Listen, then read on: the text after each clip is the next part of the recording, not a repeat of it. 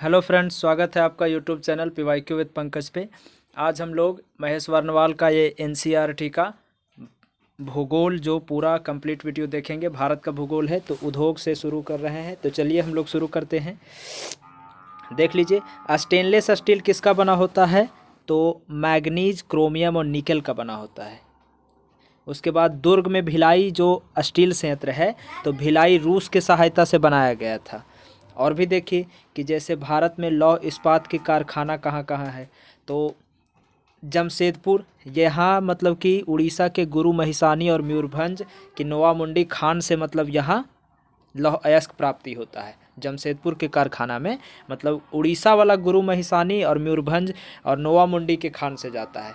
अब बर्नपुर जो लौह इस्पात कारखाना है, यहाँ छोटा नागपुर पठार और उड़ीसा के क्योंझर से जाता है। भद्रावती जो लौह इस्पात कारखाना है, यहाँ बाबा बुदन की पहाड़ी से निकाल के जाता है लौह अयस्क। फिर दुर्गापुर में जो है, यहाँ छोटा नागपुर पठार और उड़ीसा से जाता है।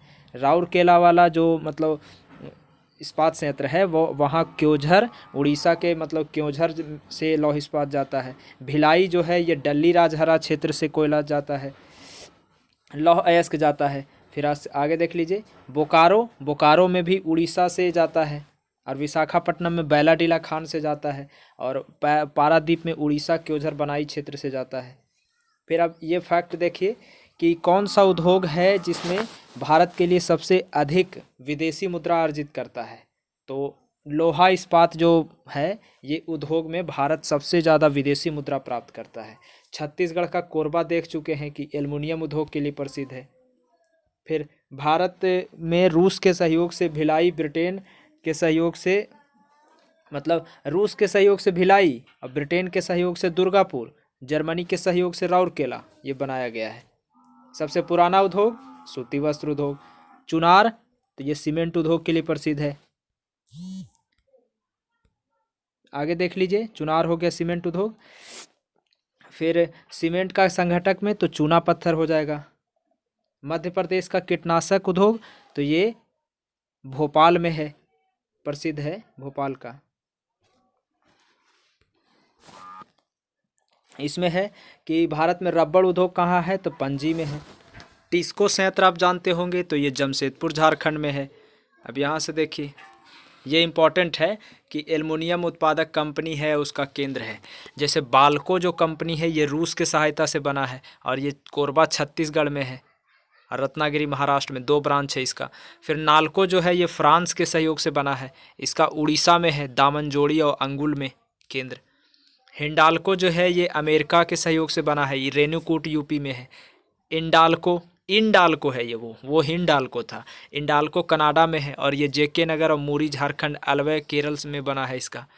माल्को जो है, ये इटली में है, ये चेन्नई में मतलब इसका कार्य केंद्र है और सलेम तमिलनाडु में भी है। इंडाल्को का बंगाल में था, जेके नगर, मूरी और केरल में भी था। वेदांता का जर्मनी के सहयोग से बना है, झासरगुड्डा में है। पहला उर्वरक कारखाना कहेगा तो सिंदरी झारखंड। पहला जूट कारखाना कहेगा तो कोलकाता के रिसड़ा में 1855 में बनावल गया था। सहकारिता क्षेत्र में सबसे बड़ा उर्वरक कारखाना कहेगा तो फूलपुर यूपी में है। 1818 में पहला सूती वस्त्र कारखाना कहेगा तो कोलकाता के फोर्ट ग्लास्टर में है। उद्योग, कौन सा उद्योग पानी का सबसे बड़ा उपभोक्ता है, तो कागज उद्योग में पानी खूब चाहिए। पेट्रो रसायन, ये जामनगर प्रसिद्ध है उत्पाद, मतलब पेट्रो रसायन का सबसे बड़ा उत्पादन केंद्र जामनगर है। आज़ादी से पहले भी कुछ लौह इस्पात कारखाना बना था, जैसे कुल्टी पश्चिम बंगाल वाला, ये 1874 में बना था। सांकची झारखंड 1907 में बना था। हीरापुर बंगाल वाला, ये 1908 में बना था। भद्रावती कर्नाटक वाला, ये 1823 में ही बना था। और बर्नपुर पश्चिम बंगाल में 1937 में बना है। डेट याद रख लीजिएगा, ये सब इम्पोर्टेंट भी है और कौन कहाँ है ये भी। फिर यहाँ देख लीजिए कि अंतर्राष्ट्रीय जूट संगठन की स्थापना 1984 में और इसका मुख्यालय ढाका बांग्लादेश में है। अब हम लोग देखेंगे कि कुटीर उद्योग के विकास के लिए सरकारी संस्था, जैसे कुटीर उद्योग बोर्ड की स्थापना कब हुआ? 1948 में। सिल्क बोर्ड के 49 में। अखिल भारतीय हथकरघा बोर्ड के 53 में। अखिल भारतीय हस्तकला बोर्ड के भी 53 में। खादी और ग्रामोद्योग 56 में। लघु उद्योग बोर्ड 54 में। सब याद कर लीजिएगा। फिर भारतीय लघु उद्योग विकास बैंक, सिडबी, 1990 में। फिर क्षेत्रीय ग्रामीण बैंक ग्रामीण विकास बैंक 1975 में। यहाँ देख लीजिए कुछ उद्योग है उसका केंद्र है, जैसे सूती वस्त्र का केंद्र महाराष्ट्र में, गुजरात में और बंगाल में ज़्यादा है। रेशम उद्योग का जम्मू कश्मीर, पंजाब और तमिलनाडु में है। ऊनी वस्त्र का कर्नाटक, पंजाब और जम्मू कश्मीर में है। कृत्रिम वस्त्र का मुंबई, दिल्ली और कोलकाता में है। जूट उद्योग का बंगाल, आंध्र प्रदेश और बिहार में है। चीनी उद्योग का यूपी, बिहार और महाराष्ट्र में है। सीमेंट का दिल्ली, मुंबई और कोलकाता में है। सीमेंट उद्योग का दिल्ली में है, मुंबई में और कलकत्ता में। शीशा उद्योग का बंगाल में, झारखंड में और महाराष्ट्र में है। पीतमपुर जो एमपी में है, वो ऑटोमोबाइल के लिए प्रसिद्ध है। पीतमपुर मध्य प्रदेश। पंजाब में हाजोरी उद्योग, ये लुधियाना प्रसिद्ध है। अब आगे यहाँ देख लीजिए, ये छोड़ दिए थे कि मतलब लौह इस्पात उद्योग में लौह अयस्क, कोकिंग कोयला और चूना पत्थर का अनुपात बताइए। तो लौह अयस्क रहता है 4, कोकिंग कोयला रहता है 2 के अनुपात में और चूना पत्थर 1 के अनुपात में। फिर देखिए, पहला औद्योगिक नीति की घोषणा श्यामा प्रसाद मुखर्जी किया था कब? 1948 में। 1904 में पहला सीमेंट कारखाना कहाँ बना था? चेन्नई में। इलेक्ट्रॉनिक उद्योग की राजधानी किसको कहते हैं? तो बेंगलुरु को। दक्षिण भारत का मैनचेस्टर किसको कहते हैं? कोयम्बटूर को। सुपर फॉस्फेट उर्वरक का पहला कारखाना तो रानीपेट, तमिलनाडु में। महारत्न कंपनी 10 देख लीजिए। तो पहले इंडियन ऑयल कॉरपोरेशन लिमिटेड यानी IOC, ये हो जाएगा 1964 में स्थापना। नई दिल्ली इसका मुख्यालय है। दर्जा नहीं भी याद करेगा तो चलेगा, लेकिन स्थापना बिल्कुल याद रहना चाहिए। फिर नेशनल थर्मल NTPC 75 में, नई दिल्ली। सबका मुख्यालय नई दिल्ली है, खाली ONGC का देहरादून है। और एक आध अपवाद में देख लीजिए। और उसके बाद में BPCL का मुंबई में है। पावर ग्रिड कॉरपोरेशन का गुरुग्राम में है। और HPCL का भी मुंबई में है। BPCL HPCL दोनों मुंबई है। गुरुग्राम में वो पावर ग्रिड वाला के हैं, बाकी सब नई दिल्ली है। अब देखते हैं हम लोग, oil and natural gas ONGC 56 में, देहरादून। स्टील और सेल के स्थापना 73 में, नई दिल्ली। कोल इंडिया लिमिटेड के 75 में, नई दिल्ली। हैवी इलेक्ट्रिकल्स भेल के स्थापना 64 में, नई दिल्ली। गेल के स्थापना 84 में, नई दिल्ली। BPCL की स्थापना 77 में, मुंबई। BPCL जो है ना, मतलब भारत पेट्रोलियम कॉरपोरेशन लिमिटेड, 77 में। पावर ग्रिड कॉरपोरेशन के 1989 में, गुरुग्राम है इसका। और HPCL ये हो गया 1974 में, मुंबई है इसका। फिर आगे देख लीजिए, लेकिन सबसे लास्ट में ये HPCL शामिल हुआ है। BPCL की स्थापना 77 में था, एक स्थापना 74 है। HPCL के पहले हिंदुस्तान वाला बना था, पेट्रोलियम वाला, 74 में। उसके बाद BPCL बना था 77 में, लेकिन दर्जा पहले मिल गया था BPCL के 17 में, और HPCL के मिला है 2019 में। और पावर ग्रिड वाला के भी 89 में स्थापना है, लेकिन 2019 में इसको भी मिला है दर्जा। अब यहाँ हम लोग देखेंगे कि मतलब महारत्न देख लिए 10 गो, अब 14 गो है नवरत्न।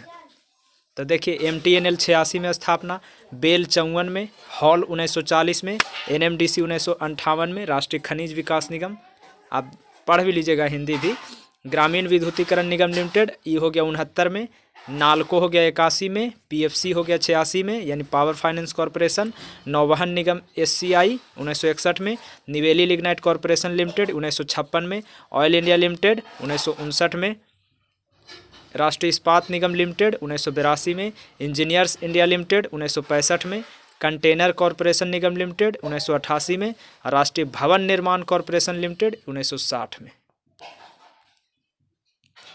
2-3 गो नीचे वाला देख लीजिएगा, ये नया लग रहा था। जैसे भवन निर्माण 60 में, कंटेनर वाला 88 में, इंजीनियरिंग लिमिटेड 65 में, इस्पात वाला 82, ऑयल इंडिया लिमिटेड 1959 है, वो डुलियाजन में है।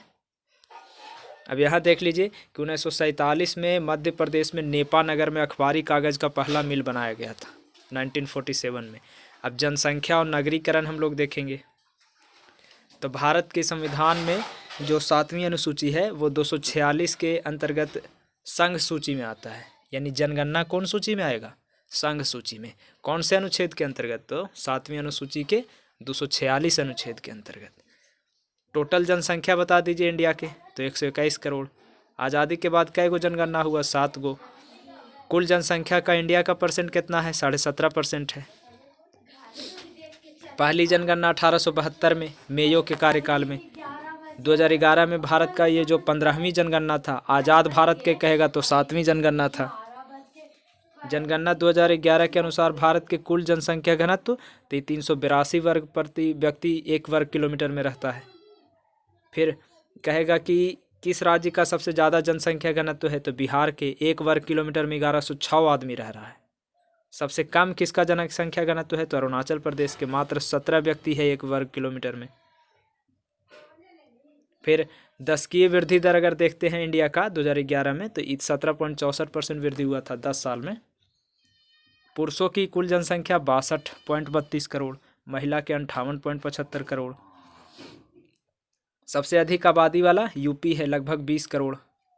जनसंख्या सबसे कम तो सिक्किम में 6 लाख, लगभग में 6,10,000 ऐसे सिक्किम में है। फिर सबसे ज़्यादा जनसंख्या वाला केंद्र शासित प्रदेश तो 1.6 करोड़ है दिल्ली में, केंद्र शासित में। 3 नगरीकृत तो गोवा सबसे ज़्यादा नगरीकृत है 62%, फिर मिजोरम है नगरीकृत 52%, फिर तमिलनाडु है नगरीकृत 48%। नगरीय जनसंख्या घनत्व तो सबसे ज़्यादा कहाँ है, तो नगरीय में जैसे गोवा ज़्यादा था, लेकिन घनत्व में ज़्यादा यहाँ तमिलनाडु हो जाता है। गोवा मिजोरम के बाद तमिलनाडु ही था ना। अब भारत में पुरुष साक्षरता दर तो 82%। यहाँ देख लीजिए, जनगणना जो हुआ था 2011 वाला, तो उसका कमिश्नर कौन था, सीनियर जनगणना आयुक्त कौन था, तो ये हो जाएगा सी चंद्रमौली।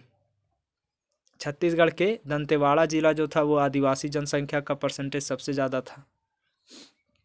फिर 11 से 21 का जो दशक में जन्म हुआ था उसमें वृद्धि दर नकारात्मक रही थी, इसीलिए इसको बृहत विभाजक क्षेत्र कहते हैं, मतलब बृहत विभाजक वर्ष कहते हैं। ग्रेट डिवाइडिंग ईयर कहलाता है 1911 से 21 वाला।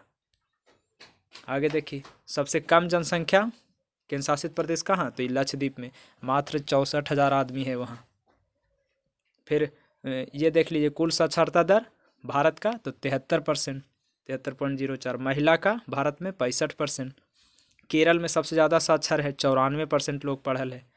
पुरुष सबसे ज़्यादा साक्षर केरल में 96% है। महिला की साक्षरता दर किस में ज़्यादा, तो 92% केरल में। न्यूनतम साक्षरता दर तो बिहार में 61%, 61.8।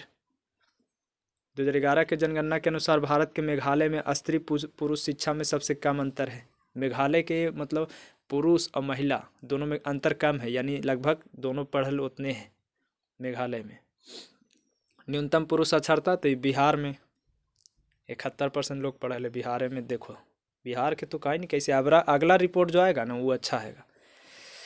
न्यूनतम महिला साक्षरता तो बिहार में 51.5%। सर्वाधिक साक्षरता केंद्र शासित प्रदेश तो 91%। लक्षद्वीप में दिल्ली से भी ज़्यादा समझो पढ़ा लिखल है। केंद्र शासित प्रदेश में सबसे ज़्यादा पढ़ा लिखल देख रहे हैं लक्षद्वीप है। फिर लिंगानुपात देखिए तो ये 943 महिला 1000 पुरुष है इंडिया का। सर्वाधिक लिंगानुपात केरल में 1000 पुरुष पर 1084 महिला। न्यूनतम लिंगानुपात हरियाणा में 1000 पुरुष पर 878 महिला। जन 2011 के अनुसार 0 से 6 साल के जो बच्चा होता है उसका लिंगानुपात 1000 पर 919 है बच्ची। आगे देखिए, जनगणना 2011 जो हुआ उसमें केरल में शिशु जनसंख्या का प्रतिशत ग्रामीण क्षेत्र में कम है, न्यूनतम है। अब यहाँ देख लीजिए 2011 का मतलब कुछ तथ्य दिया गया है। जैसे यहाँ आपका हो गया कि यूपी में कुल जनसंख्या, कुल दशकीय वृद्धि, कुल जनघनत्व, लिंगानुपात, साक्षरता दर, तो ये उतना नहीं चलेगा। खाली जनसंख्या जान लीजिए कि सबसे ज़्यादा यूपी में है, फिर महाराष्ट्र में है, फिर बिहार में है, उसके बाद बंगाल में है, यानी बिहार में बंगाल से ज़्यादा जनसंख्या है, फिर आंध्र प्रदेश में, फिर मध्य प्रदेश में। इस तरीके से 4-5 गो यहाँ से याद कर लीजिए और नीचे में देख लीजिए ये था। फिर SC ST अब देखेंगे हम लोग कि अनुसूचित जाति और जनजाति। तो भारत के उत्तर पूर्वी और हिमालय क्षेत्र में कौन सी मतलब प्रजाति रहता है, उत्तर पूर्व क्षेत्र की ओर या फिर हिमालय क्षेत्र की ओर, तो ये मंगलॉयड प्रजाति सब है। फिर भारत में संथाल जनजाति तो ये प्रोटो ऑस्ट्रेलियाड प्रजाति का है, संथाल जितना है से। फिर सर्वाधिक जनसंख्या वाला जनजाति कौन है, तो भील सबसे ज़्यादा हो गया, पहले गोंड था। भील जनजाति सबसे ज़्यादा कहाँ, तो गुजरात में। थारू जनजाति कहाँ सबसे ज़्यादा, तो उत्तराखंड में। थारू जनजाति दिवाली को ही शोक त्यौहार के रूप में मनाती है। धौलाधर श्रेणी ये मतलब पाया जाने प्रमुख जनजाति गद्दी, याद रखिएगा। फिर यहाँ देख लीजिए भारत के प्रमुख जनजातियाँ अरुणाचल प्रदेश में आपातानी, आपतानी, डफला, मिसमी, सिंगफो, अबोर, ये सब हो गया। नागालैंड में नागा, कोन्याक, सेमा, गारो, कचारी, कुकी, मिकीर, अंगामी, ये सब नागालैंड के जनजाति है। मणिपुर के जनजाति देख लीजिए, तो अंगामी, कोम, मारो, मारिंग, तारो, मैकी। मिजोरम में मिजो, लाखेर, पावी, चकमा, गोरा, कुकी। कुछ इंपॉर्टेंट है सो याद कर लीजिएगा। मेघालय में गारो, खासी, मिकिर, जंतिया, हाजंग, हमार, लाखिर, सितेंग। त्रिपुरा में त्रिपुरा, मोंग, रियांग, हलाम, लुसाई, ओरांग, उचई, जमातिया। फिर असम में चकमा, डिमासा, हाजेंग, सिथेंग, लालूंग। अंडमान निकोबार में सेंटिनलिटीज। फिर ओंग, जारवा, सोमपेन। लक्षद्वीप में मालमीस। सिक्किम में लेप्चा, भूटिया, सिरपा। पंजाब में सांसी। जम्मू कश्मीर में बक्करवाल, गुज्जर, मौन, चांगपा, बाल्टी, गद्दी, ये सब जम्मू कश्मीर में है। हिमाचल प्रदेश में भी गद्दी है। किन्नौर, जाद, गुज्जर, पंगवाली, स्वांगला। छत्तीसगढ़ में अगारिया, धनवार, कमार, कोड़ाकू, मुंडा, खरिया, सौर। उत्तराखंड में जौनसारी, बुक्सा और भोटिया। यूपी में थारू जनजाति, अगारिया, बैगा, बुक्सा, गोंड, भूटिया, ये सब यूपी में है। अब इधर देख लीजिए, बंगाल में भूमिज, असुर, हो, कारा, लेप्चा, ओरांव। मध्य प्रदेश में भील, अगारिया, कोल, कोरकू, बैंगा, फिर गोंड। राजस्थान में भील, मीना, गरसिया, बंजारा, बागड़ी, भटेलिया। झारखंड में संथाल, मुंडा, हो, बिरहोर, उरांव, कोरवा, खरिया, मालपहाड़िया, असुर। महाराष्ट्र में बरदा, बावचा, भुंजिया, बिरहुल, धनवार, धोड़िया, थोटी, भील, कोटी, वर्ली। वर्ली जनजाति महाराष्ट्र में है। गुजरात में देख लीजिए, भील हो गया, बंजारा, बरदा, बारली, खोरी, धोड़िया, कोकना, कोली। कोली जनजाति गुजरात में। पटेलिया, पोमला, चारण। कर्नाटक में बरदा, चेंचू, मालासार, मालेरू, टोडा, सोलगा, रथावा, पनियान और एगो कोदागू। आंध्र प्रदेश में चेंचू जनजाति, लंबाडा, यांडी, यालिस, बगाता, थुलिया। केरल में उल्लाडा, मोपला, नायर, मलकारा, अल्लार, आदियान, कुरुम्बा, पनियान, उराली कादर, ये सब हो गया। तमिलनाडु में टोडा, कुरुम्बा, कोट्टा, इरूला, बडगा, ये सब हो गया। दादर नागर हवेली तरफ वर्ली, कथोडी, कोकना, ये सब हो गया। नायकड़ा, नायका। बिहार के जनजाति देख लीजिए आप, बैगा बिहार में है, आसुर बिहार में, खोंड बिहार में, उरांव बिहार में, बिरहोर भी, बेदिया बिहार में। उड़ीसा में बगता, भूमिज, खोंड, गोंडिया, कोल, कोरा। दमन दीव में धोड़िया, सिद्दी, बरली, दुबला। गोवा में धोड़िया और वर्ली। ये सब पूरा जनजाति था। अब हम लोग देखेंगे कि संथाल जो है वो कहाँ का निवासी है, तो ये पूर्वी भारत के निवासी है। फिर कौन सी जनजाति जो है वो माइग्रेशन यानी ऋतु प्रवास करती है, तो भूटिया जनजाति। गद्दी जनजाति हिमाचल प्रदेश के मूल निवासी है। सहरिया जनजाति राजस्थान एवं मध्य प्रदेश में है। 1901 के जनगणना जो हुआ है उसमें सबसे प्रथम भारतीय जनसंख्या प्रजातियों का विवरण किसके द्वारा, हर्बर्ट रिजले के द्वारा प्रस्तुत किया गया था। ओपोर, तिपी और अंडी नाम के विवाह प्रथा ये हो जनजाति में मनोप्रचलित है। भारत के सर्वाधिक प्राचीन जनजाति जारवा है। फिर अंडमान निकोबार द्वीप समूह पर पाई जाने वाली जो सोमपेन है जनजाति, फिर सेंटिलिटीज, ओंगे और जारवा, ये सब विलुप्त के स्थिति पर है। उत्तराखंड का सबसे बड़ी अनुसूचित जनजाति तो ये जौनसारी जनजाति है। फिर टोडा जनजाति ये नीलगिरी के पहाड़ी पर रहता है। टोडा और जौनसारी ये बहुपति विवाह होता है इस सब में, यानी उत्तराखंड वाला में भी एगो जौनसारी जो था ना, इसमें भी बहुपति रख सकता है, और टोडा नीलगिरी में है ये भी बहुपति रख सकता है। अब बोडो जनजाति गारो पहाड़ी से रिलेटेड है। गारो जनजाति मेघालय में है। खासी और गारो भाषा बोलने वाली सबसे ज़्यादा जनसंख्या मेघालय में है। झूमिंग कृषि ये खासी जनजाति है। मतलब स्लैश एंड बर्न जो एग्रीकल्चर पढ़े थे इससे पहले वाला वीडियो में, तो उसमें खासी जनजाति जो है वो करता है स्लैश एंड बर्न एग्रीकल्चर। फिर यहाँ देख लीजिए, वर्तमान में भारत की 75 जनजातियाँ जो है वो दर्जा प्राप्त है, यानी पार्टिकुलरली वल्नरेबल ट्राइबल ग्रुप्स बन चुका है। पीवीटीजी में उसका नाम है। फिर केरल में कौन सी जनजाति? कुरुम्बा। संयुक्त परिवार पर था किसमें? तो संयुक्त परिवार थारू में, जो उत्तराखंड में मिलता है। शेष 5 गो अनुसूचित जनजाति वाले राज्य, तो सबसे ज़्यादा एसटी कहाँ है? मध्य प्रदेश में। ओकर बाद कहाँ है? महाराष्ट्र में। ओकर बाद उड़ीसा में। ओकर बाद राजस्थान, तब गुजरात में। एमपी महाराष्ट्र, एमपी के बाद महाराष्ट्र में ज़्यादा है। सबसे ज़्यादा और सबसे कम जनजाति समुदाय की संख्या, सबसे ज़्यादा भील हो गया है, 1.26 करोड़ इन लोग की जनसंख्या है। और गोंड जनजाति के 1.08 करोड़ है लगभग में, यानी 1 करोड़ ही दोनों के है। और बाकी बात संथाल 58 लाख है। तीसरा मीना है, नायकाड़ा है, उरांव है, सुगाली है। अब यहाँ देख लीजिए अनुसूचित जाति। अब देखिए तो गिरिजन शब्द का प्रयोग अनुसूचित जाति के लिए होता था। महात्मा गांधी इसको हरिजन शब्द कर दिया। सर्वप्रथम अनुसूचित जाति का प्रयोग साइमन कमीशन ने 1927 में किया था। अनुसूचित जाति शब्द कहाँ से आया है? यानी एससी शब्द, तो ये साइमन कमीशन में आया था 1927 में। और गिरिजन से हरिजन किया है महात्मा गांधी। यहाँ देखिए भारत में संकटग्रस्त जो जनजाति है, जो मतलब ख़त्म होने वाला मनो कारागार पे है, जैसे कोटा, टोडा, उराली, ये तमिलनाडु में है। ये थोड़ा संकटग्रस्त में आ गया है। लेप्चा सिक्किम में, कवरगड्ढा छत्तीसगढ़ में, राजी उत्तराखंड, ओंगे जारवा सोमपेन अंडमान निकोबार में। फिर विवाह का स्वरूप देखिए 13 में एगो परिवीक्षा विवाह होता है, एगो हरण होता है, एगो परीक्षण, एगो सेवा, एगो दूध लौटावा, एगो राजी खुशी, एगो चुटकट्टा, एगो प्रेत।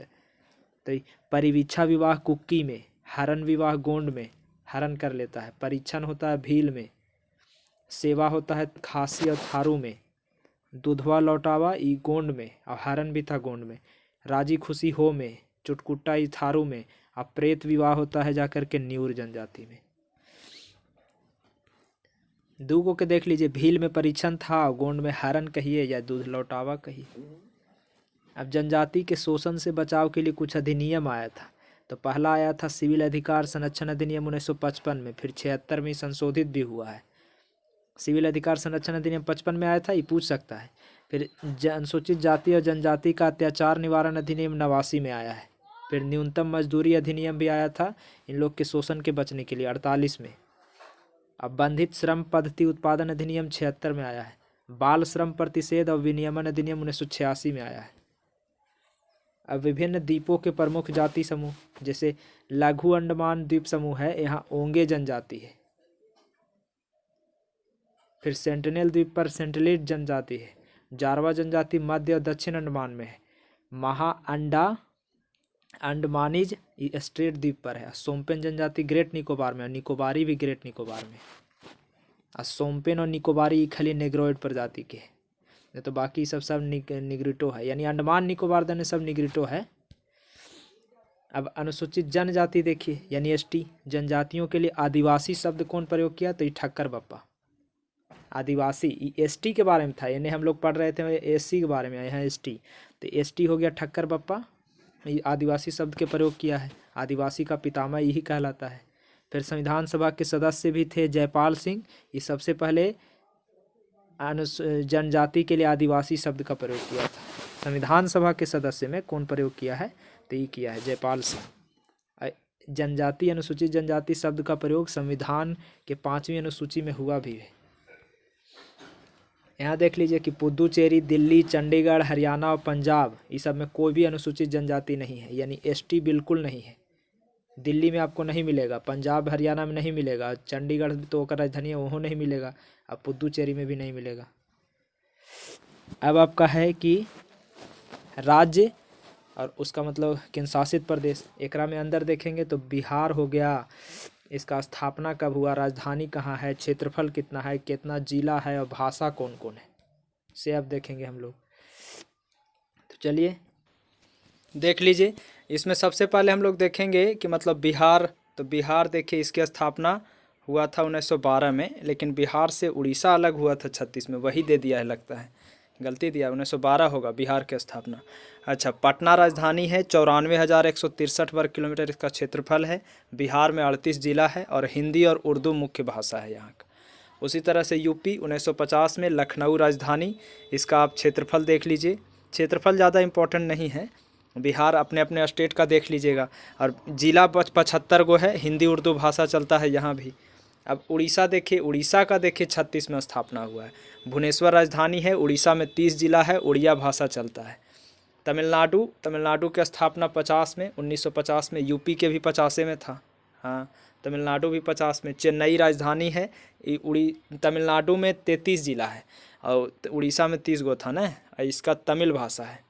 असम की स्थापना भी 50 में। दिसपुर राजधानी है। 33 जिला यहाँ भी है, यानी तमिलनाडु की तरह ही असम में भी असमिया, बोडो और कार्बी यहाँ का भाषा है। फिर देखिए आंध्र प्रदेश, तो आंध्र प्रदेश की स्थापना 53 में। अमरावती राजधानी है। 13 गो जिला है। तेलुगु और उर्दू यहाँ अथी हो गया। 20 जिला और शायद बन गया है, यहाँ 33 हो गया होगा, देख लीजिएगा आंध्र प्रदेश का जिला। राजस्थान, तो यहाँ जयपुर राजधानी है। 1956 में स्थापना राजस्थान के। 33 जिला है और हिंदी राजस्थानी चलता है। असम में भी 33 गो था, फिर तमिलनाडु में भी 33 गो था, यहाँ राजस्थान में भी 33 गो है।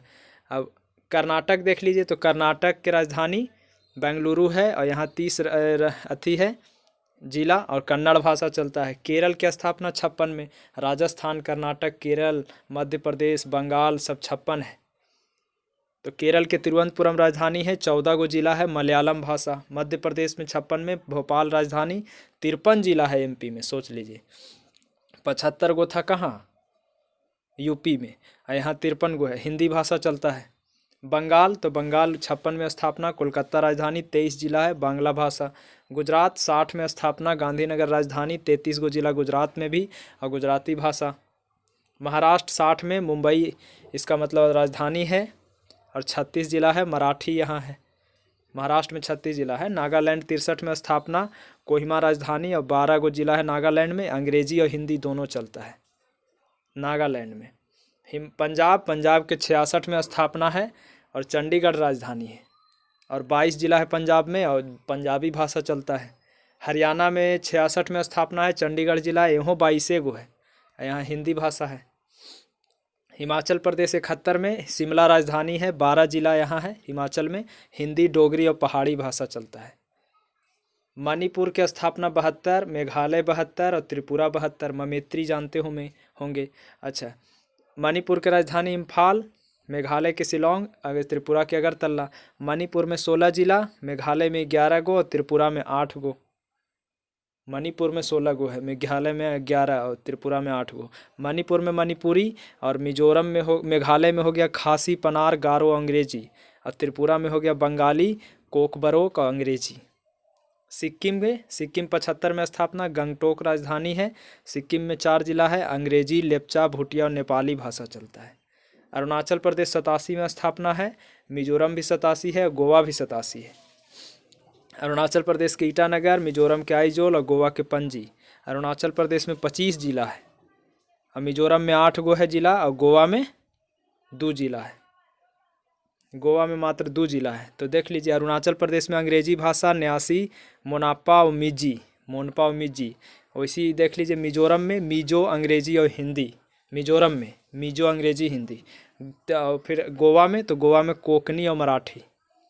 छत्तीसगढ़ देखिए, तो छत्तीसगढ़ 2000 में, उत्तराखंड भी 2000 में और झारखंड भी 2000 में और तेलंगाना 2014 में। तो छत्तीसगढ़ की राजधानी रायपुर, उत्तराखंड के देहरादून, झारखंड के रांची और तेलंगाना के हैदराबाद। छत्तीसगढ़ में 27 जिला है, उत्तराखंड में 13 गो है, झारखंड में 24 जिला और तेलंगाना में 33 जिला। तो छत्तीसगढ़ में हिंदी और छत्तीसगढ़ी चलता है। उत्तराखंड में हिंदी, गढ़वाली, कुमाऊनी चलता है और ये झारखंड में हिंदी और तेलंगाना में तेलुगु और उर्दू चलता है। अब देख लीजिए कि 19 दिसंबर 1961 को गोवा को पुर्तगालियों के अधिकार से मुक्त कर दिया गया था। मतलब पुर्तगाली वहाँ से ख़त्म हो गया। 1961 में हम लोग ले लिए अपना राज्य को।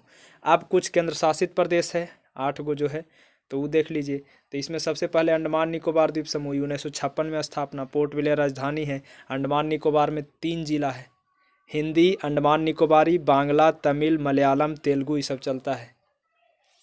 चंडीगढ़ 1966 में स्थापना। चंडीगढ़ राजधानी, 1 जिला है, चंडीगढ़ में 1 खाली वही है। हिंदी, पंजाबी और अंग्रेजी चलता है।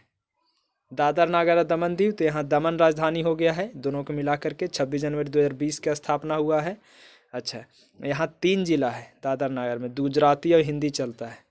लक्षद्वीप, तो लक्षद्वीप के स्थापना 56 में, कावारती राजधानी है, और यहाँ एक ही जिला है लक्षद्वीप, खाली एक ही गो लक्षद्वीप है। जैसे चंडीगढ़ कैसे था वैसा ही भी है। यहाँ जयश्री महल और मलयालम चलता है। फिर और देख लीजिए दिल्ली, तो दिल्ली 1956 में स्थापना है, लक्षद्वीप भी छपने में था। और दिल्ली में 11 जिला है, याद रखिएगा। दिल्ली में जिला भी है 11 गो, हिंदी, पंजाबी, उर्दू और अंग्रेजी चलता है। पुदुचेरी, तो पुदुचेरी 54 में स्थापना पुदुचेरी, और पुदुचेरी में 4 जिला है। दिल्ली में तो 11 गो है, पुदुचेरी में 4 गो है। पुदुचेरी के 54 में स्थापना और दिल्ली के 56 में। पुदुचेरी में तमिल भी चलता है, अंग्रेजी भी, तेलुगु भी, मलयालम भी और फ्रेंच भी। जम्मू कश्मीर, जम्मू कश्मीर के 31 अक्टूबर 2019 को स्थापना, और लद्दाख के भी 31 अक्टूबर 2019 को। जम्मू कश्मीर के श्रीनगर और लद्दाख के लेह। जम्मू कश्मीर में 22 जिला और लद्दाख में 2 जिला। जम्मू कश्मीर में उर्दू, डोगरी और कश्मीरी भाषा, और लद्दाख में लद्दाखी, उर्दू और अंग्रेजी भाषा। अब यहाँ देख लीजिए, थोड़ा फैक्ट है ये कि भारतीय राज्य में भारत का कोहिनूर किसको कहते हैं, तो आंध्र प्रदेश को कहेंगे। फिर फ्रांसीसी वास्तुकार एगो था ली कार्बूजियर, तो ये मतलब डिजाइन किया था चंडीगढ़ शहर का, और आधुनिक स्थापत्य कला और नगर नियोजन के लिए प्रसिद्ध है। यानी चंडीगढ़ की स्थापना ली कार्बूजियर ही देता है। फिर अगर देखते हैं क्षेत्रफल के अनुसार 3 गो बड़ा, तो राजस्थान सबसे बड़ा, फिर एमपी, तब महाराष्ट्र है। क्षेत्रफल में राजस्थान के बाद मध्य प्रदेश, उसके बाद महाराष्ट्र है। जनसंख्या के अनुसार तीसरा देखते हैं तो बिहार है, यानी पहला यूपी, उसके बाद महाराष्ट्र, उसके बाद बिहार। और क्षेत्रफल में अगर यही देखिएगा तो फिर बिहार जो है वो मतलब 13वां हो गया है, तेलंगाना भी बन गया है, 12वां एजा लिख ले है। फिर असम के सीमा, तो असम के सीमा ये 7 राज्य को स्पर्श करता है, अरुणाचल के, नागालैंड के, मणिपुर के, मिजोरम के, त्रिपुरा के, मेघालय के, बंगाल के, सिक्किम के नहीं करता है। फिर 5 आंचल, ये कहाँ है, झारखंड में है। यूपी के एगो जिला है जो जनसंख्या घनत्व तो सबसे ज़्यादा है, तो ये गाजियाबाद है। क्षेत्रफल में सबसे छोटा तो गोवा है। जनसंख्या में सबसे बड़ा संघ राज्य तो ये दिल्ली है। सबसे अधिक जिला यूपी के है, 75 जिला। केरल की सीमा किन राज्यों को स्पर्श करती है, तो कर्नाटक और तमिलनाडु के। वर्तमान राज्यों की संख्या 28 है और केंद्र शासित प्रदेश 8 गो है। छत्तीसगढ़ के सीमा 7 राज्य को, छत्तीसगढ़ का भी सीमा 7 राज्य को, एमपी के, यूपी, झारखंड, उड़ीसा, महाराष्ट्र, आंध्र प्रदेश और तेलंगाना तक के सटता है। फिर दिल्ली का केंद्र शासित प्रदेश का दर्जा कब मिला है, तो ये 1956 में मिला है, दिल्ली को दर्जा मिल गया केंद्र शासित प्रदेश का। फिर दिल्ली का प्रथम डिजिटल राज्य, देश का डिजिटल राज्य सोच लीजिए। केरल एकमात्र स्टेट है जो डिजिटल राज्य कहलाता है। हिमाचल प्रदेश की ग्रीष्मकालीन राजधानी शिमला। कितने राज्य और केंद्र शासित प्रदेश की सीमा अंतर्राष्ट्रीय साझा करता है, मतलब दूसरा देश से लगता है, तो 18 गो ऐसा राज्य और केंद्र शासित प्रदेश दोनों मिला करके जो दूसरा देश से सटता है। जम्मू कश्मीर राज्य का पुनर्गठन 31 अक्टूबर 2019 को। दादर नागर और दमन दीव इसका विलय करके अब बना दिया गया दादर नागर हवेली और दमन दीव, इसका राजधानी हो गया है दमन। ये बात याद रखिएगा। ये 2020 में बना है 26 जनवरी को। 2 अप्रैल 1970 को मेघालय राज्य का गठन असम के अंतर्गत एगो स्वशासी राज्य के रूप में किया गया था, यानी असम से अलग करके एगो बनाया गया था 2 अप्रैल 1970 को मेघालय का। या फिर जाके 72 में इसको पूर्ण राज्य का दर्जा दे दिया गया, ये भी याद रखिएगा। अब प्रमुख अनुसंधान केंद्र है, देखते हैं। इसके बाद फिर प्राकृतिक आपदा है, फिर विविध है, खत्म हो जाएगा। तो देख लीजिए अनुसंधान केंद्र में भारत का पहला अंटार्कटिका शोध केंद्र कहाँ है, तो कौन सा है, तो दक्षिण गंगोत्री है, 1984 में स्थापना हुआ है। अंटार्कटिका शोध बना था ना, ये मतलब 1984 में बना था। और दूसरा अंटार्कटिका जो शोध बना इसका नाम मैत्री रखा गया, और ये 1989 में बना था, इसका नाम मैत्री था। पहला वाला के दक्षिण गंगोत्री 84 और दूसरा मैत्री 1989, और तीसरा जो बना ये भारती 2012।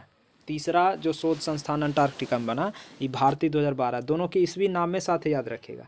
गंगोत्री 1984 और मैत्री 89, यानी लगभग कितना साल बाद, तो 5 साल बाद। और फिर भारती 2012, ये तीसरा है। चावल जो शोध संस्थान है, तो चावल शोध संस्थान ये कटक उड़ीसा में है, ये देख लीजिए। डेयरी अनुसंधान संस्थान करनाल हरियाणा में है। दलहन वाला कानपुर में है अनुसंधान संस्थान। Central food technological research institute तो ये मैसूर में है। दुग्ध विकास परिषद तो ये आनंद गुजरात में है। कृषि अनुसंधान प्रबंधन एकेडमी तो ये हैदराबाद तेलंगाना में है। उद्यान वानिकी विश्वविद्यालय ये सोलन हिमाचल प्रदेश में है। University of horticulture and forestry कहेगा तब। सस्य वानिकी शोध संस्थान तो ये झांसी यूपी में है। कृषि में प्रयोग होने वाले औजार या मशीनों पर शोध एवं विकास कार्य से संबंधित central institute of engineering Bhopal में स्थित है। फिर आगे केंद्रीय शुष्क क्षेत्र अनुसंधान संस्थान ये हैदराबाद तेलंगाना में है। केंद्रीय उपोष्ण बागवानी संस्थान ये लखनऊ में है। भारतीय हीरा संस्थान ये सूरत में है। राष्ट्रीय वनस्पति अनुसंधान संस्थान तो ये लखनऊ में है। केंद्रीय खनन अनुसंधान संस्थान तो ये धनबाद झारखंड में है। इंडियन ब्यूरो ऑफ माइंस ये नागपुर महाराष्ट्र में है। अब यहाँ हम लोग देखेंगे कि प्रमुख मतलब संस्थान इम्पोर्टेंट इंस्टीट्यूट ऑफ इंडिया, जैसे खाद्य प्रौद्योगिकी वाला ऊपर भी देखे हैं मैसूर में। भवन निर्माण का अनुसंधान रुड़की में। कांच और मृत्तिका का अनुसंधान कोलकाता में। यांत्रिकी इंजीनियरिंग अनुसंधान दुर्गापुर में। पुरातात्विक सर्वेक्षण नई दिल्ली में। पुरातत्व मतलब खुदाई वाला नई दिल्ली में। राजमार्ग प्राधिकरण नई दिल्ली में। भूभौतिकी अनुसंधान संस्थान हैदराबाद में। दृष्टि विकलांग हेतु राष्ट्रीय संस्थान देहरादून में। परिस्थितिकी विज्ञान केंद्र बेंगलुरु में। केंद्रीय वन अनुसंधान संस्थान देहरादून में। लौह अनुसंधान संस्थान लाह कह सकते हैं तो रांची में। खनन और ईंधन अनुसंधान केंद्र तो ये धनबाद में। सर्वेक्षण विभाग देहरादून में। मौसम वेधशाला पुणे में। फिर भारतीय भूचुंबकीय संस्थान मुंबई में। खगोल संस्थान बेंगलुरु में। राष्ट्रीय समुद्र विज्ञान संस्थान पणजी में। डीजल लोकोमोटिव वर्क्स वाराणसी में। सड़क अनुसंधान संस्थान नई दिल्ली में। चमड़ा अनुसंधान संस्थान चेन्नई में। औषधि अनुसंधान संस्थान लखनऊ में। मौसम विज्ञान संस्थान नई दिल्ली में। कपड़ा उद्योग अनुसंधान संस्थान अहमदाबाद में। अखिल भारतीय आयुर्विज्ञान संस्थान नई दिल्ली में। Tata institute of fundamental research Mumbai में। भारतीय सुरक्षा प्रेस नासिक में। उच्च अक्षांश अनुसंधान प्रयोगशाला गुलमर्ग में। और राष्ट्रीय पर्यावरण अभियांत्रिकी अनुसंधान संस्थान नागपुर में। यह पूरा ढंग से इधर देख लीजिएगा। फिर यहाँ देख लीजिए कि केंद्रीय नमक और समुद्री रसायन अनुसंधान संस्थान भावनगर गुजरात में है। अब देखते हैं प्राकृतिक एवं आपदा प्रबंधन। तो सबसे पहले भारत को भूकंपीय जोखिम क्षेत्र जो है वो 4 भाग में विभाजित किया गया है। 4 गो भूकंपीय जोखिम क्षेत्र है। फिर भारत का कौन सा क्षेत्र हाई तीव्रता वाला मतलब भूकंपीय मेखला, तो कर्नाटक पठार जो है हाई वाला में नहीं आता है, कर्नाटक पठार। अब देख लीजिए 4 गो जो जोन बनावल गया कैसे कैसे। तो पहला जोन 2 ये कम तीव्रता है, 6 या इससे कम रहेगा तब, और देश का 46% हिस्सा इसी में है। फिर जोन 3 ये मध्यम तीव्रता है, यानी 7 के स्पीड में अगर भूकंपीय तीव्रता आएगा तो वो जोन 3 में है। और इसमें आता है कौन कौन राज्य, केरल, गोवा, गुजरात, उत्तर प्रदेश, बंगाल, पंजाब के कुछ भाग, राजस्थान, एमपी, बिहार, झारखंड, छत्तीसगढ़, महाराष्ट्र, उड़ीसा, आंध्र प्रदेश, तमिलनाडु, ये सब है। 43% हिस्सा देख लीजिए, कुल क्षेत्रफल का 43% जोन 2 में था, यानी कम तीव्रता में था। ये मध्यम वाला में 27% है, ये सब राज्य आ रहा है। वैसे जोन 4 इसमें 8 के स्पीड से आएगा, भूकंप आएगा तब। तो ये 8 के स्पीड से आएगा। इरा में जम्मू कश्मीर, लद्दाख, हिमाचल, सिक्किम, यूपी, यमुना दोआब, बिहार, पश्चिमी तट से जुड़ा, महाराष्ट्र, राजस्थान का पश्चिमी भाग और दिल्ली, ये सब आएगा। और जोन 5 ये सबसे ज़्यादा तेज़ है, ये 8 के स्पीड से भी ज़्यादा, 9 या इससे अधिक। इतना आएगा तो समझिए पूरा हिल जाएगा। ये उत्तर पूर्वी भारत, जम्मू कश्मीर, लद्दाख, हिमाचल, उत्तराखंड, कच्छ, केरल, उत्तरी बिहार और अंडमान निकोबार, ये 12%। यानी ज़्यादा आता है तो 6 से कम आता है या 7 वाला आता है। 43% और 27 देख रहे हैं, यही ज़्यादा है। फिर आगे देख लीजिए कि यूपी का कौन सा मतलब जो सबसे ज़्यादा बाढ़ से, तो पूर्वी यूपी का जो पूर्वी क्षेत्र आप देख लीजिए, यानी इधर में ही यूपी का पूरब तरफ जो है वो मतलब बाढ़ से ज़्यादा। भारत के किस क्षेत्र में शीतकाल में सबसे ज़्यादा वर्षा, तो कोरोमंडल तट पर, ठंडा में वर्षा, जाड़ा में। भारत के बाढ़ क्षेत्र के अंतर्गत निम्न गंगा मैदान, ब्रह्मपुत्र घाटी मैदान, महानदी, कृष्णा, गोदावरी, कावेरी नदियाँ के डेल्टाई क्षेत्र आता है। ये सब बाढ़ क्षेत्र में आता है। ब्रह्मपुत्र घाटी मैदान, फिर महानदी, कृष्णा, गोदावरी, कावेरी, डेल्टाई और निम्न गंगा मैदान, ये सब। अच्छा, भारत में सबसे ज़्यादा बाढ़ कौन राज्य में? तो बिहार में और असम में बह जाता है ज़्यादा। बिहार में उत्तर में ज़्यादा। ज्वालामुखी उद्गार जो होता है तो उससे लावा, राख, जलवाष्प और गैस निकलता है। ज्वालामुखी अगर देखेंगे भारत का तो अंडमान द्वीपीय जो है क्षेत्र, ये ज्वालामुखी पाए जाते हैं।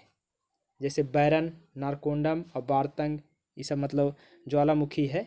तो बैरन ज्वालामुखी जो है ये अंडमान सागर में स्थित है। यह ज्वालामुखी दक्षिण एशिया का एकमात्र सक्रिय है। सोच लीजिए, पूरा दक्षिण साउथ एशिया में एगो मात्र है जो सक्रिय है, बैरन। ये अंडमान सागर में है।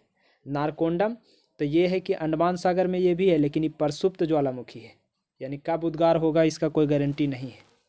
अब बारतंग ये हो गया कि शांत श्रेणी में एक प्रकार का कीचड़ युक्त ज्वालामुखी हो गया है।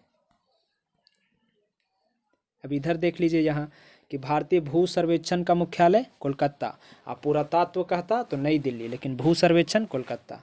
पहला आपदा प्रबंधन प्रशिक्षण संस्थान तो लातूर में, महाराष्ट्र में। सुनामी चेतावनी केंद्र कहाँ है? तो ये हैदराबाद में है। 2007 में भारत ने हिंद महासागर में विश्व की सबसे आधुनिक सुनामी चेतावनी प्रणाली शुरू किया था। 2007 में इंडिया ने हिंद महासागर में, मतलब हम लोग बनाए थे विश्व का सबसे आधुनिक सुनामी चेतावनी प्रणाली बनाए थे। दिसंबर 1984 में भोपाल गैस त्रासदी जो हुआ उसमें मिथाइल आइसोसाइनेट था। विभिन्न आपदाओं के प्रबंधन के लिए नोडल मंत्रालय, जैसे प्राकृतिक और मानव निर्मित आपदा आएगा तो ये गृह मंत्रालय में आएगा। सूखा आएगा तो ये कृषि मंत्रालय के अंतर्गत आता है। फिर विमान दुर्घटना हो गया तो ये नागर विमान मंत्रालय में आएगा। रेल दुर्घटना तो रेल मंत्रालय। रासायनिक आपदा आएगा तो पर्यावरण वाला जिम्मेदार है, पर्यावरण मंत्रालय। जैविक आपदा आएगा तो स्वास्थ्य मंत्रालय। और नाभिकीय दुर्घटना होगा तो परमाणु ऊर्जा विभाग मंत्रालय आएगा। अब आगे देख लेते हैं यहाँ कि मतलब भारतीय वन प्रबंधन संस्थान जो है इसका स्थापना 1982 में भोपाल में हुआ था, यानी फॉरेस्ट मैनेजमेंट वाला, 82 भोपाल में। अब विविध सेक्शन है, इसके बाद आपका पूरा एनसीईआरटी का महेश वर्णवाल का 6 से 12 का ये बुक पूरा भूगोल खत्म हो जाएगा। चलिए देखते हैं, ये एक पेज है। तो विविध में देखिए कि कौन सी नदी हिमालय के तीनों श्रेणी से प्रवाहित होकर जाती है। हिमालय के तीनों श्रेणी से, तो ये सतलज, याद रखिएगा, सतलज जो है वो हिमालय के तीनों श्रेणी से होकर जाती है। किन शैल तंत्रों में सर्वाधिक लौह अयस्क पाए जाते हैं? तो धारवाड़ में। एगमार्क जो है ये खाद्य उत्पादों का गुणवत्ता मानक है। छत्तीसगढ़ का राज्य पशु क्या है? तो जंगली भैंसा है। फिर द हिमालयन माउंटेनियरिंग इंस्टीट्यूट कहाँ है? तो दार्जिलिंग, पश्चिम बंगाल में है। छत्तीसगढ़ का राज्य पशु भैंसा है, याद रखिएगा। एक मार्क तो खाद वाला में था, खाद्य पदार्थ जो भी हम लोग बनाते हैं ना उसका गुणवत्ता के लिए एक मार्क लगाते हैं। डायमंड हार्बर तो कोलकाता में है। साल्ट लेक सिटी भी कोलकाता। लवणीय मिट्टी सबसे ज़्यादा गुजरात में है। फिर मणिपुर का एगो लोकटक झील है, यहाँ गाद और वनस्पति से बने तैरते हुए द्वीप को स्थानीय भाषा में फुमडिस कहते हैं। यानी लोकटक झील में जो गाद या वनस्पति तैरता है ना तो उसको हम लोग स्थानीय भाषा में फुमडिस कहते हैं। फिर दक्षिण एशिया में सबसे मतलब वृद्ध जनसंख्या वाला आदिवासी, बूढ़ा ज़्यादा उम्र वाला, तो ये गोंड हो जाएगा। भारत में पहला परमाणु रिएक्टर तो अप्सरा। सबसे ज़्यादा जनसंख्या वाला जिला तो थाने। छत्तीसगढ़ सबसे कम वन वाला क्षेत्र तो ये जांजगीर चांपा, और सबसे ज़्यादा वन क्षेत्र वाला तो सरगुजा। छत्तीसगढ़ में ये स्पेशल छत्तीसगढ़ का दे लेता। नीरी, नीरी है कहाँ? तो नागपुर में है। नीरी का full form national environmental engineering research institute. दक्षिण भारत की नदियाँ प्रमुख रूप से किस प्रकार अपवाह तंत्र बनाती है? तो अरिये अपवाह तंत्र। इंद्रावती की प्रमुख सहायक नदी तो नंदीराज, नारंगी और कोटरी निब्रा। गन्ना में अवरोही क्रम तो गन्ना सबसे ज़्यादा यूपी में, उसके बाद महाराष्ट्र में, तब कर्नाटक, तब तमिलनाडु में। दलहन ज़्यादा तो मध्य प्रदेश में। अब यहाँ देख लीजिए, इंदिरा सागर बांध तो ये नर्मदा नदी पर है। विश्व मृदा दिवस कब मनाते हैं? तो 5 दिसंबर को। सबसे पहले कौन सा राष्ट्रीय उद्यान की स्थापना? तो जिम कॉर्बेट राष्ट्रीय उद्यान के उत्तराखंड। गुलाबी शहर किसको? तो जयपुर को। सिलिकॉन वैली तो बेंगलोर को कहते हैं इंडिया में। पहला पूर्ण जैविक राज्य तो सिक्किम हो जाएगा। स्वच्छ अभियान के अंतर्गत खुले में शौच मुक्त भी पहला राज्य यही है, सिक्किम। स्वच्छ अभियान के तहत खुला में शौच नहीं करना है। सिलिकॉन स्टेट के रूप में तो ये कर्नाटक को जानते हैं। जूट उद्योग तो ये रायगढ़ को, छत्तीसगढ़ में जूट उद्योग रायगढ़। उत्तर प्रदेश का शस्य जलवायु क्षेत्र कै गो है? तो 9 गो है, यूपी में खाली एग्रोलॉजिकल जोन। छत्तीसगढ़ में टीन तो ये दंतेवाड़ा खाद्यान्न में। फिर जंगल महल कहाँ है? तो बंगाल में है। छत्तीसगढ़ में टीन दंतेवाड़ा में, दंतेवाड़ा टीन के लिए है। भारत में हिंदी के बाद सबसे ज़्यादा बांग्ला बोलते हैं। खासी भाषा तो ये ऑस्ट्रिक के है, ऑस्ट्रिक भाषा समूह से संबंधित है खासी, यानी खासी जनजाति या ऑस्ट्रिक भाषा समूह ऐसे कुछ होगा। फिर छोटा नागपुर पठार का सबसे ज़्यादा सघन बसावट जिला तो ये हो जाएगा धनबाद है। और खनन उद्योग के विकास और औद्योगिकीकरण के लिए प्रसिद्ध भी है। मतलब यहाँ सबसे ज़्यादा घना धनबाद सिटी न है, तो ये छोटा नागपुर के अंतर्गत सबसे ज़्यादा घना बसावट है। फिर जिप्सम ये उत्पादक सबसे ज़्यादा राजस्थान में। एनसीआर में कौन कौन शामिल है? जैसे एनसीआर यानी दिल्ली क्षेत्र में कौन कौन आ जाता है? तो हरियाणा के देखिए, गुरुग्राम, फरीदाबाद, पलवल, पानीपत, रोहतक, सोनीपत भी एनसीआर में। रेवाड़ी, झज्जर, भिवानी, महेंद्रगढ़, चरखी दादरी, नूह, जींद, करनाल ये सब आता है एनसीआर में। यूपी का कुछ भी आता है, राजस्थान के भी, राजस्थान के अलवर और भरतपुर आता है। यूपी का गाजियाबाद, गौतम बुद्ध नगर, नोएडा, ग्रेटर नोएडा, मेरठ, बागपत, बुलंदशहर, हापुड़, मुजफ्फरनगर, शामली ये सब आ जाता है कोची में, तो एनसीआर में आता है। अब ये देख लीजिए, लास्ट एकदम ख़त्म। 1960 में भारत का पहला कृषि विश्वविद्यालय पंतनगर उत्तराखंड में खोला गया था। भारत का प्रथम कृषि विश्वविद्यालय 1960 में पंतनगर उत्तराखंड में।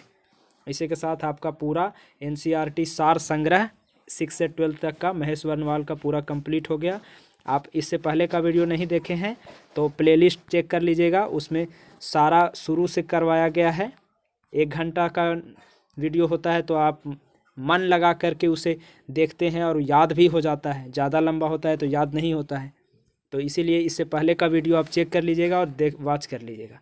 चैनल पे नए आए हैं तो सब्सक्राइब कर दीजिएगा और ग्रुप में शेयर कर दीजिएगा लोगों को, कि ताकि और भी लोग सब्सक्राइब करें। ठीक है, धन्यवाद।